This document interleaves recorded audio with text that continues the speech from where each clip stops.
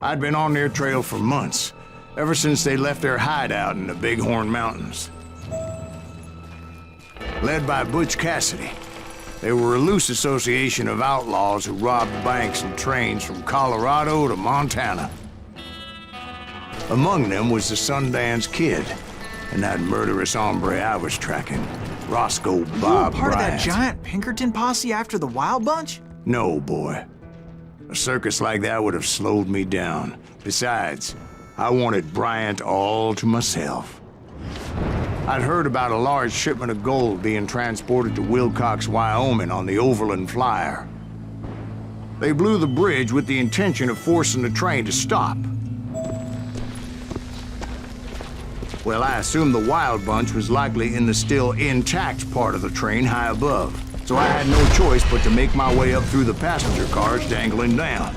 I was determined to make that sumbitch Bob pay for what he did to my brothers.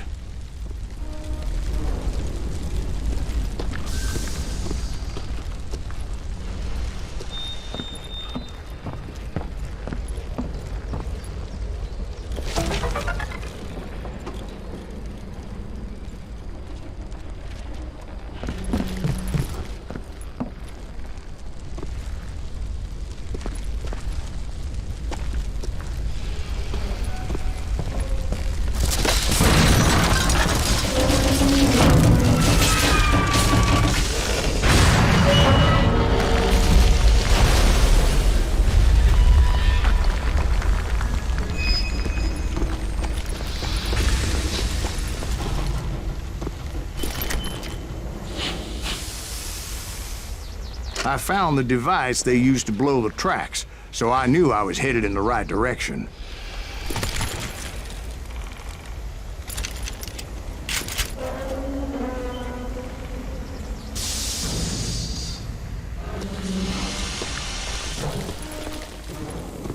My ears are still ringing from blowing up that bridge.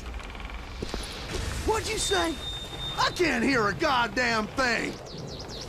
Well, I made my way off unscathed and came upon a few members of the gang and had no choice but to dispatch them.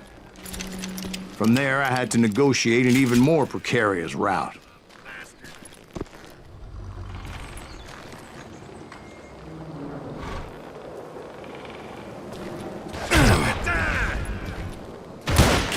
But first, I would need to get my ass out of there.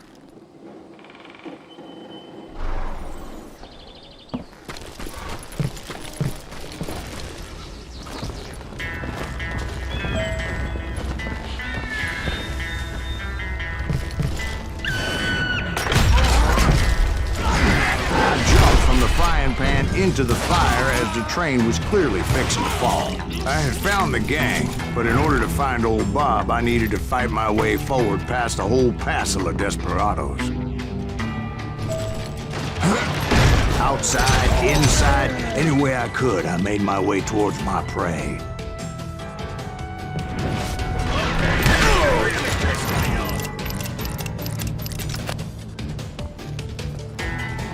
You're dead! Well, what about the passengers? It was mostly a freight train, as I recall. There were no passengers aboard that day.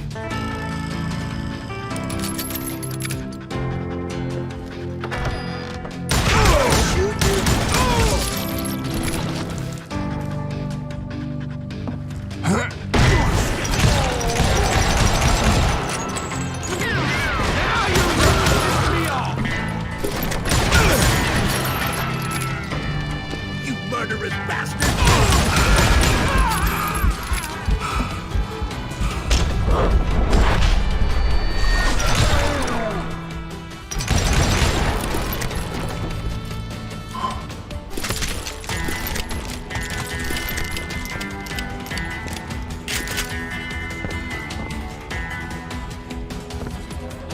As I mentioned before, I am not fond of heights.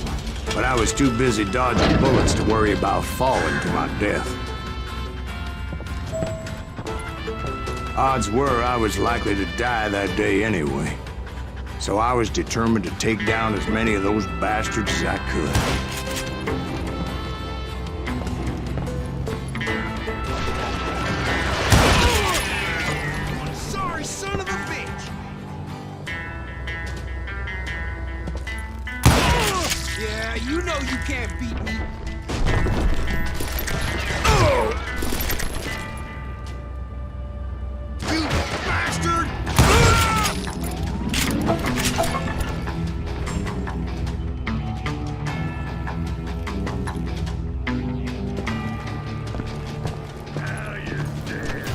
At times, it was like shooting ducks in a shooting gallery.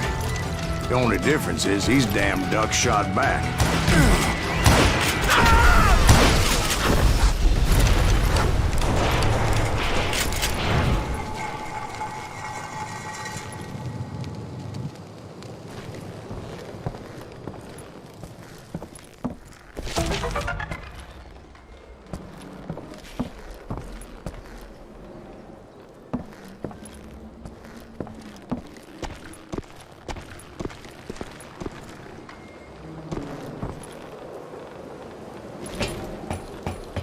I kept hoping the law would show up and give me a hand. Like that giant Pinkerton posse that I read about.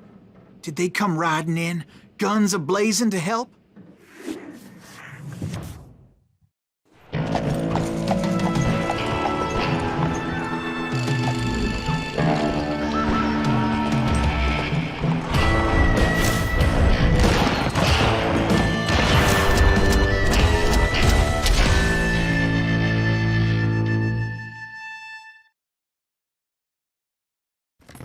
Help? From the Pinkertons? No, son. I had to fight the Wild Bunch all by my lonesome, as usual. Who the hell is that?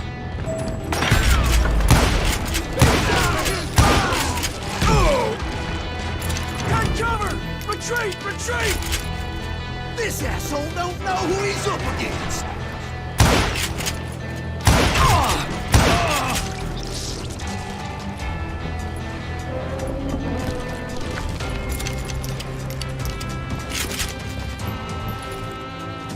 He's killing everybody!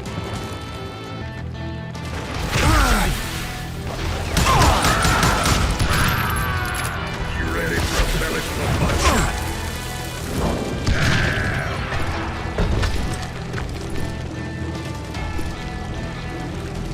Death is coming for you.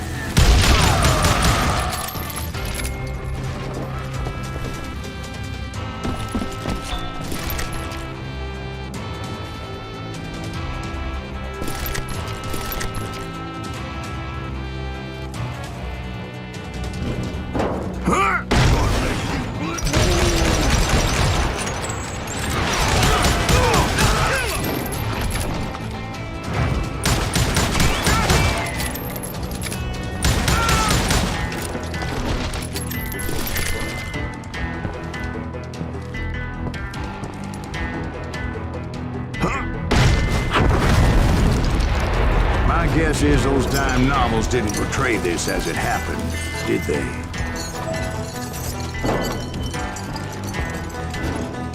Only a few stragglers were left. I had to cut them down pronto if I was going to stay on old Bob's trail.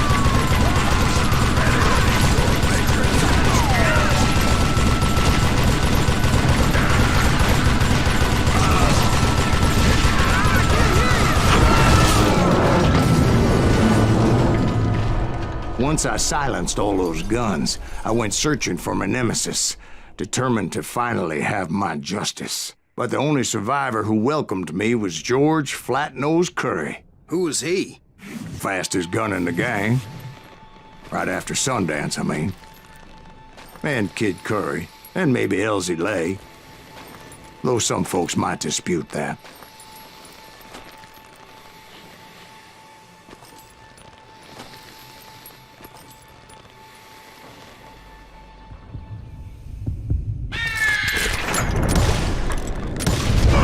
On that very same day, Butch Cassidy and the Sundance Kid decided to leave the Wild Bunch behind and decamped for South America.